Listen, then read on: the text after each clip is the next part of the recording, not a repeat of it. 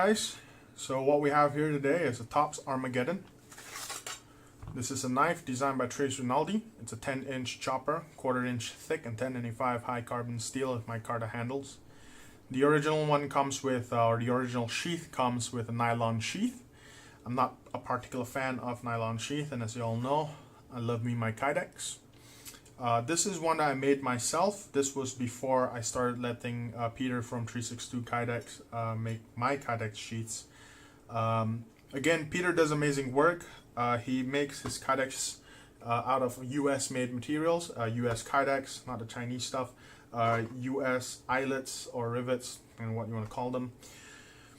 And they're tough, right? They're made very well, they're designed very well. Retention from Peter generally comes, pretty darn good as well. This is one I made myself. It's not as pretty as what Peter does, but it works. It snaps in nice and nice slim profile. So maybe that's something that you can ask Peter to do for you guys. So one of the things about this knife that I like is actually the design. I like the slight recurve in it. Makes it feel, or makes it chop a little bit better, especially if you're trying to go through thinner branches like 1.5 inch diameter branches. This guy will go through that no problems. If we take a closer look, you'll notice that this guy's actually a saber from here.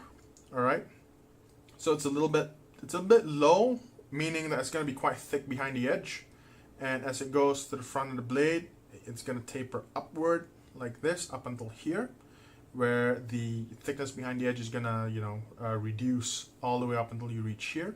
That's kind of like a full flat grind from here onwards. So what you'll get is the blade's gonna be a little bit thinner behind the edge, around the front near the belly. This was a little bit odd to me.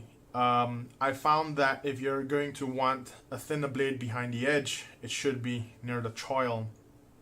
And if you wanted something to be able to withstand the abuse of chopping, then it should be in the front and should be thicker there. So this is kind of reversed.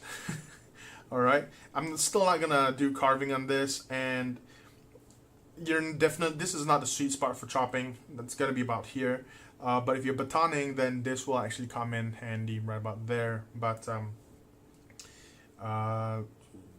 these are just my thoughts on it. So one of the first tasks that we did was to basically chop up a branch, which was about 1.5 inches to about 1 inch to 1.5 inches, and it did it without any issues. Right, the weight of the blade itself lent its strength in actually cutting up these branches. One thing I must emphasize is that this blade was not particularly sharp when I started this review a couple of weeks ago.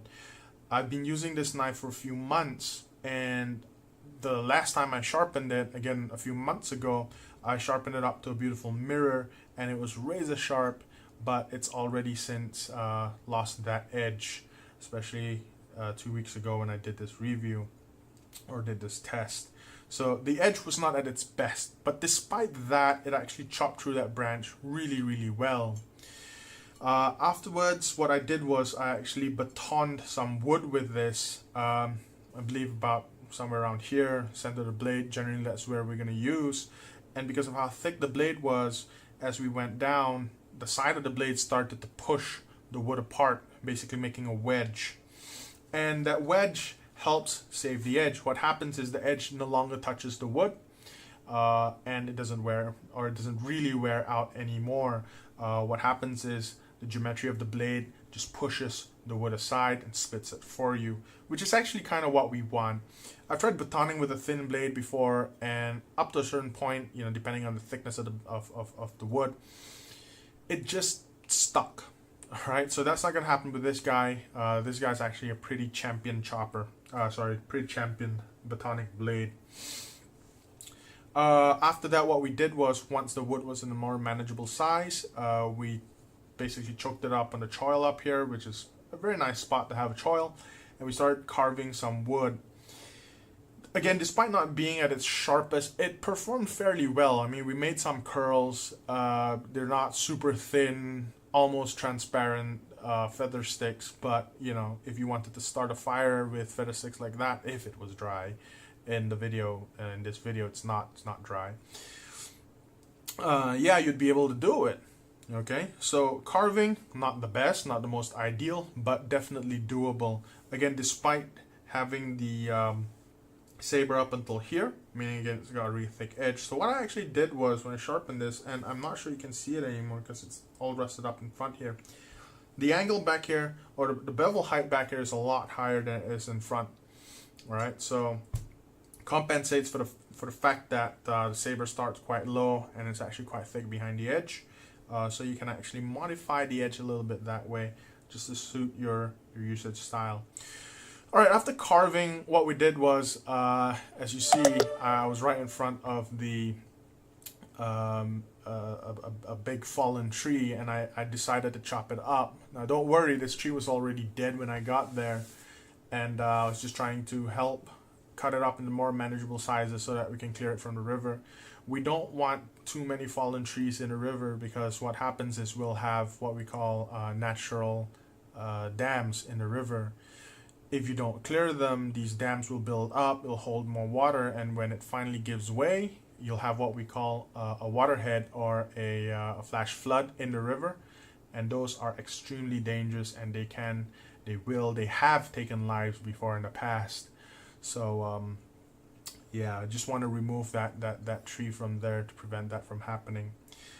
So I chopped through the tree from one side to the other side. Generally, if I could, what I would do is I would, cut out some a section on one side, I'd turn it, I'd cut out another section on that side, and gradually thin out the branch or the tree to a more manageable size, so it's actually easier for me to take down. But because of how heavy this tree was, I obviously couldn't twist it, couldn't spin it. All right, so I had to chop from one side to the other side, and trust me when I say this, it's a lot easier to say, to ask someone to do, than to actually do it. But we got through it. So that's testament to the capabilities of this blade. It managed to actually go through the tree, with some effort, yeah, but definitely capable. The blade was pretty dull afterwards, but again, if you continue trying to cut or carve, or basically cut up some or delimb some trees, you'd still be able to do it without any issue. Not the most ideal when trying to chop a tree like that. I would tell you to use an axe, but when I go camping, or when I'm hiking in to go camping, I'm not going to bring an axe. This knife is supposed to perform most of the tasks that I'm gonna need to put it through. Ideally, you're not gonna need to chop a 7-inch diameter trunk. I did it purely just to prove a point. When we're camping in tropical jungle, most of the time you're just gonna be processing wood roughly about that size, and this guy is more than capable of that, especially since you can actually rotate the tree branch as you're chopping through it, which makes it actually a lot easier. It'll actually make it really significantly easier than just trying to chop from one side to the other side. The few things I did notice as I was chopping, one of them was that the subhill, if you're going to grab it up here, the subhill is actually going to give you a little bit of a hot spot. So if you're going to grab it up there and try to swing it like that, you would get, or I did at any rate, a blister here. I know you might say use gloves. I did. They weren't I was using Mechanics original gloves. They're not particularly thick, but yeah, it still gave me blisters. Another thing that I noticed was that after a while, after some chopping, the blade's gonna slip up to the front here, and your hand's gonna go down on the handle towards the pommel. Now the pommel has a bit of a hook here, but it's not a significant hook, so while it might reduce the chance of the blade slipping out, it's not going to stop it entirely, and you still have to grip on quite tight. At the same time, what was happening was that the back was actually hitting the pinky finger, and that also becomes a hot spot. What I would have ideally done, which I didn't do, would be to put a short lanyard loop here with paracord or something to put your last two fingers in so that it can grab the blade like this. With the paracord there, it also means you don't have to grip onto the handle really hard.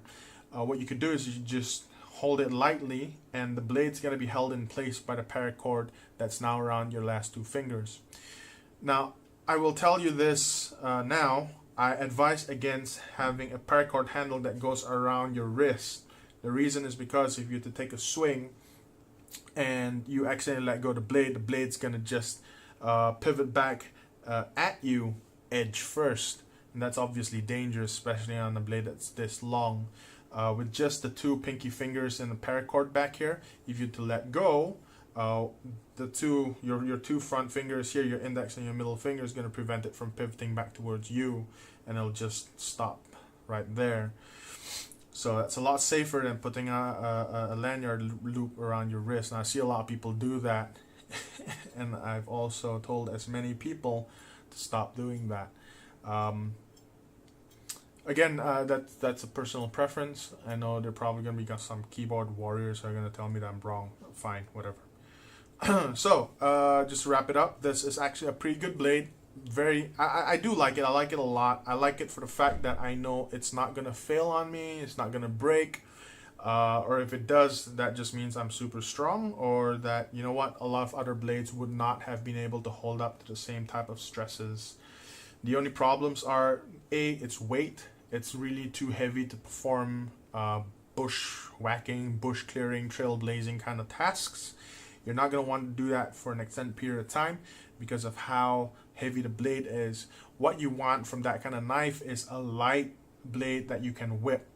All right, so when you actually do that, the speed and basically just that, the speed of the blade and the edge is just gonna go through all those light brushes that you just wanna just clear out and just cut really fast and a lot of.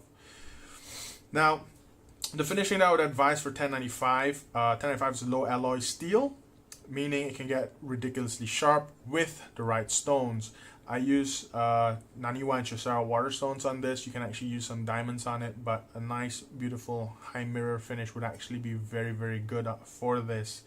You would actually get some edge retention increase with that kind of finish. Not a whole lot. Don't expect it to suddenly become M390 level edge retention. It's not going to happen. It's not how it works. But you will get a slight improvement in edge retention. Whether you notice it or not will be a different matter. So, however, I did use some stones, some other stones early on 1095, and the more refined I got, the worse it became. So be sure to choose the right stones. Again, the stones that I was using, as you all know, I use a guided system, and I use stones that are actually cut by Jendi, and I use their Naniwa Chisara stones. I feel that they are one of the most amazing stones. Actually, just such a joy to use. And you can actually see the edge shine afterwards, and it literally, no joke, becomes hair-splitting sharp. And again, that's probably also because 1095 is a very easy steel to sharpen, because again of how low alloyed it is. So there you guys go. I hope I touched on everything. Beautiful blade. I can't wait to bring the edge back again. It's really dull. I'm not gonna even try strop this. Let's just see how it cuts. Got some cutting test media here that I used the last time. Alright, so it still cuts. Again, not well. Because of the video, it might look like, oh wow, it's still sharp. I can assure you that, again, it will cut tree branches, alright? But I can see fibers all along here. There are a couple snags here and there. There's a really coarse cut. This is by no means a razor sharp blade. It's not. Alright, I'm not even gonna pretend that it is. Okay, but again, I will call this a working edge, as in it will get the job done with enough muscle, with enough time and patience. Alright, so I hope you guys enjoyed that video. Stay safe, stay sharp.